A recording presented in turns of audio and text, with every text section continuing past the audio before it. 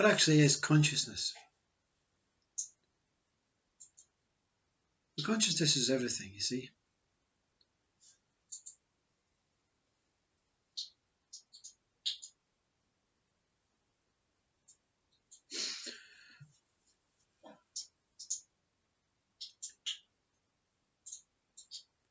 Consciousness is life.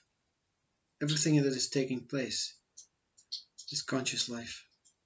Everything that is not taking place is within conscious life, waiting to take place. Consciousness is infinite. You see, that's why the process of awakening goes from being a form, an individual form, conditioned into believing that you are an individual identity form, and which is duality, because there is you and there is that. Everything else is secondary, you and this world of singular forms and space. And then awakening comes, and there is a process of skins peeling off, and you realize that the skins are not real, these are thoughts, and that this body is a thought, and that everything is a thought. So everything is from the same thought, everything is the same. And then enlightenment takes place. And then you come to this stage of non-duality, where there's a sensation, a permanent sensation. It's not like coming and going, but there's this permanent sensation that everything is one. Everything is one within your world, you see, because you cannot go and say to another person, everything is one. I am one with you and you are one with me. No. Because they cannot see that, you see. You can see that. And they are appearing in your world, so you feel as if you are one with them, you see. But they are still maybe person state, likely person state. So non-duality can only happen from your perception, from your own perception of what is. But consciousness is not non-duality. Consciousness is beyond that, you see. If consciousness is infinite, it has no boundaries. If there only is infinite consciousness, which it is, there are no boundaries. So it cannot be classed as one, you see. It cannot be classed as one. It can only be classed as nothing. So the next stage is going beyond non-duality. But that's a coming and going sensation. That cannot be a permanent sensation, you see, because if you go beyond non-duality, bye-bye you. The body will remain, the breath and everything will remain, but you will not focus, no one will be able to tap you on the shoulder and get a response. You're simply beyond. You become nothing. The one inside disappears. The body remains. Possibly to die, I don't know. So consciousness is beyond non-duality. The infinite consciousness. But non-duality and duality and personage and form and singularity and awakening and emptiness and all these things appear within it. So you can only taste God consciousness. It comes and goes. God consciousness means nothing. Far, far superior to this something and nothing world. Beyond nothing, you see. You can only go to the door of that, you see, and look in. You cannot go in, No access, no entry. So all of this is consciousness, and we're all experiencing different variations of consciousness of ourself. You see, we are consciousness, so we are experiencing ourself coming and going, intermingling, interacting, dying, living, breathing, having sex, playing, walking, cycling. All these things are taking place, Everything is the same movement. However, consciousness created within itself a mind. Why? So that it could witness what it was. Consciousness created mind to witness what it is. So you are here to witness what you are.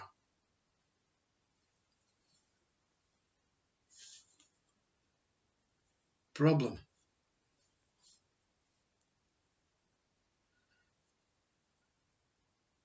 Mind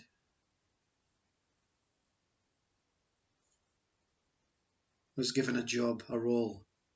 See? Because to witness what you are is giving something a job.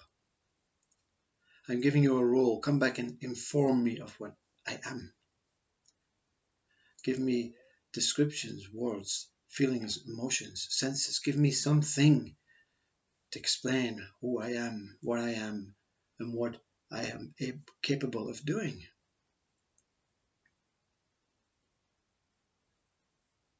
But it took the job far too seriously. You see? Does this make sense? We take this life, our mind takes this life far too seriously. We want to play. We want to have fun. But mind says, no, you cannot do that. You have to go to work. You have to make money. You have to build things. You have to be good. You have to go to education. You have to do whatever we tell you to do. Mind is taken over, you see. Mind is taken over. Consciousness does not mind. It has lost control because it is given a job, a permission, Consciousness created mind to witness itself, not to interfere with itself. What is happening now with mind? Mind is interfering with this pure, infinite, loving, joyful wholeness. Mind wants to break it up. Mind wants to break it up. Let's knock down trees, build houses, you see? That's a form of breaking it up. Destruction. Yeah? Let's knock down cities. Let's build things this high. Let's make it far more prettier than what it is. And consciousness, this is all happening within consciousness. Are saying, what's the problem? It's beautiful as it is. No, mind says, you see. So you have a dualistic thing going on now. You see, this is duality. This is the creation of duality. When mind took over, you see. Mind started to actually, let's see what we can do now, Let's see if we can investigate who we are. Now, this is consciousness. That's what I put you there for. So science and religion, although in the wrong ways, are trying to inform us, ourselves, of what is going on and what we are. But even science and religion has formed mind. No, we know better. This God is this. This religion is this. We don't do that. We have this. Breaking up, destruction of pure religion, destruction of pure science. This is pure science. You see, the universe is pure science. The wholeness of life is pure religion. You can't break it up and then build it up again and find, you can. If everyone is building in the same tower, well, you have, Catholic tower, Hindu tower, Muslim tower, neuroscience, I don't know, Newton science, Einstein science, all these things, breaking it up, you see, and trying to build different towers, building new gods, building new minds within consciousness.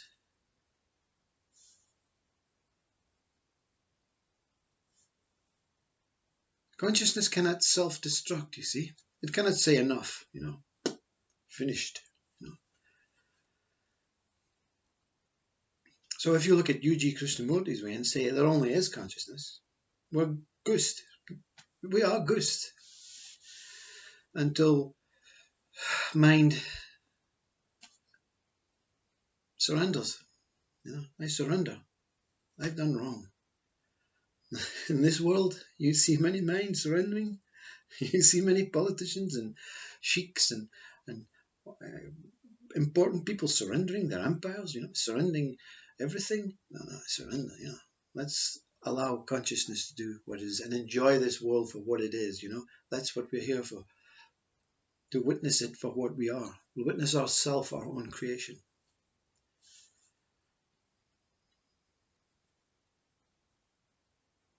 That is why U.G. Krishnamurti's way of only consciousness exists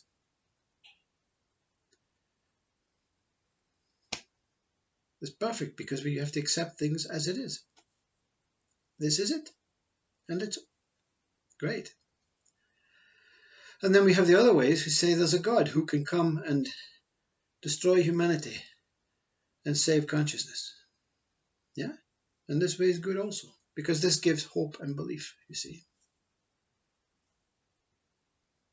But I say the best way is to stay between, you see. I say the best way is to say, you know what? Both are feasible and both exist. Existence is growing in existence every day. The tree is growing, and the mind tree is growing also. It's simply how fast each tree grows, which one grows quickest, The more people who awaken and enlighten, the more beings that become present within this world and accept the world for what it is, whether it's UG's way, or whether it is Ramana Maharshi's way, or Upanishads, or Vedanta's way, or Zen way, or whatever.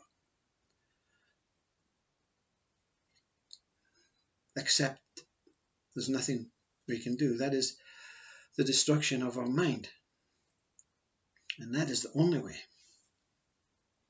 You cannot totally destroy mind, but you can maintain it to a level of Buddha by ignoring all ways and no ways. Stay out of this whole thing. Stay separate, in between the stateless state. And whenever a thought comes in to say this way, you say, yeah, thank you, perfect, I love it, great. Witness it and allow it to pass. So one day you could be spending your life with a Buddhist monk. Next day with a atheist, and accepting both ways. Next day Hindu, next day Jew, accepting both ways. Next day neuroscientist, oh wow, this is great. Next day Newton scientist, Einstein, perfect. Every way perfect. Every way perfect. Consciousness is perfect, you see. That's the way. When we realize that we are perfect, consciousness is doing its job perfectly, while mind cannot get in on the scene. You see? While mind returns to do its job, consciousness is sitting, we're all sitting there thinking, why did we allow this mind? Why did we give this job a mind of such importance? But it's not mind's fault, you see, because we granted the permission.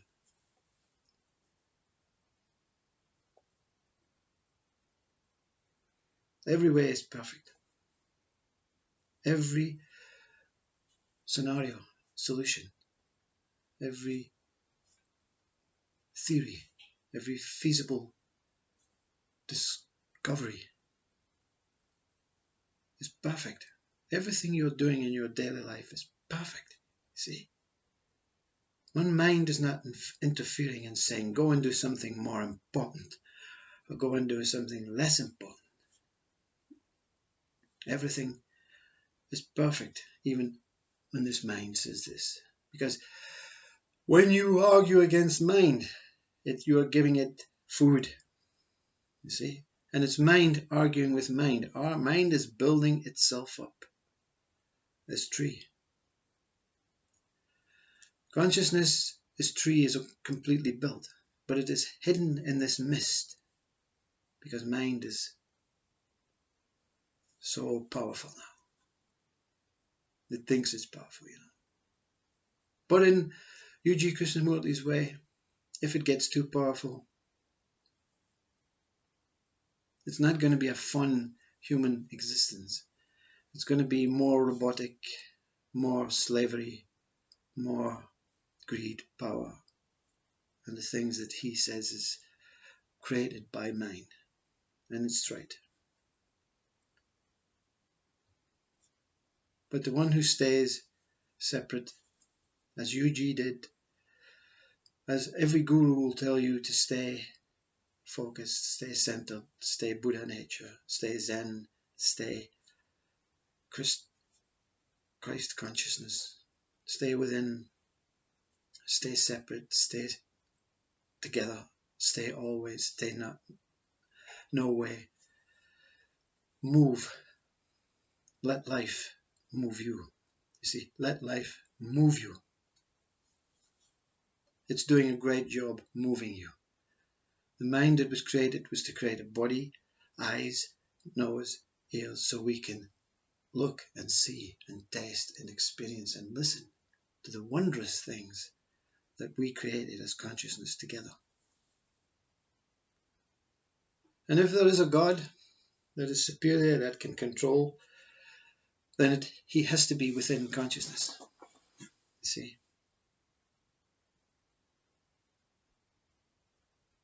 I remember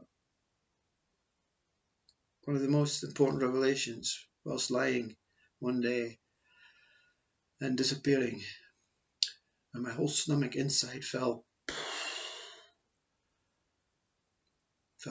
through the universe and went on and on and on. Any ego mind would have stopped that and jumped out of bed, but ego was gone, gone, gone. And I was asking a question. Can I be seen? Who am I? Can I be seen? Am I the seer or am I the seen? I think Muji speaks about this question now. This question came automatic. Can I be seen? Am I the seer? Am I the seen? What is it? And the witness going back, back, back. Who is the seer of the seen? Who is the seer of the seer of the seen? Gone. And this voice says only consciousness exists. No more questions.